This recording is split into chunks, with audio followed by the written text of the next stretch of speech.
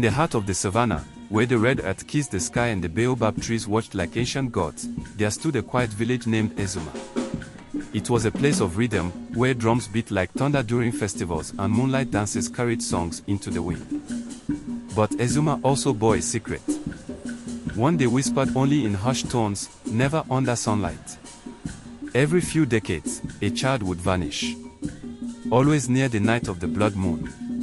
Always near the edge of the forest.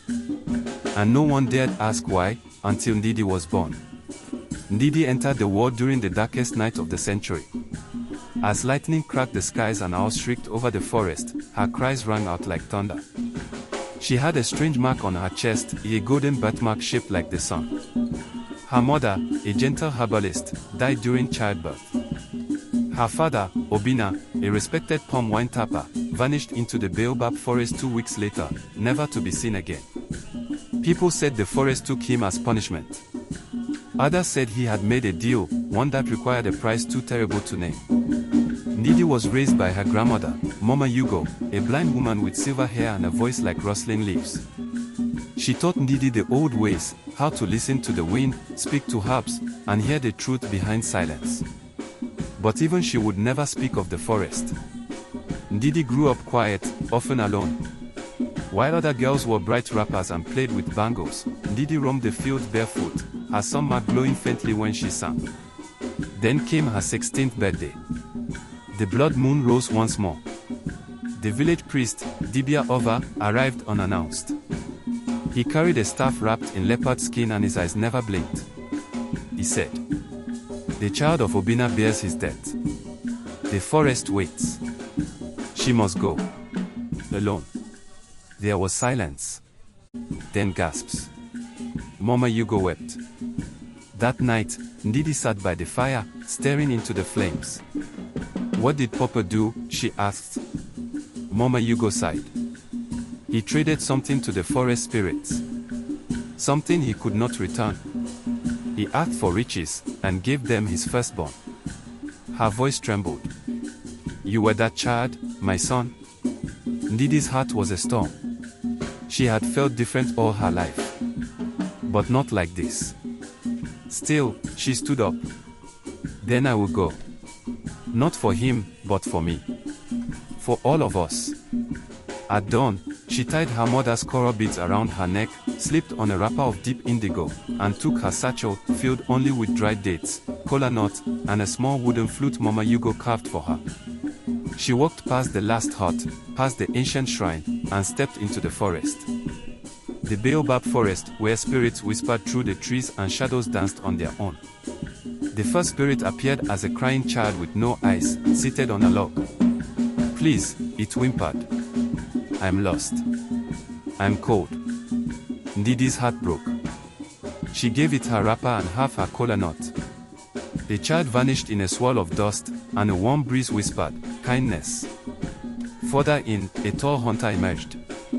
Skin like ebony, eyes like fire. "I know what you seek," he said. "Turn back. Be my wife. I will give you safety, love, children. No pain." Her lips quivered. She longed for warmth, for someone to love her. But deep inside, something pulsed like a drumbeat. "I seek my own light," she whispered. The hunter vanished. A tree behind him turned into ash. She kept walking. At the river, a hyena with golden eyes blocked her path. "Foolish girl," it sneered. "Do you think love will save you? Or truth? This forest eats truth. It swallows love. You are nothing." Ndidi sat beside it. She didn't argue. Instead, she played her flute.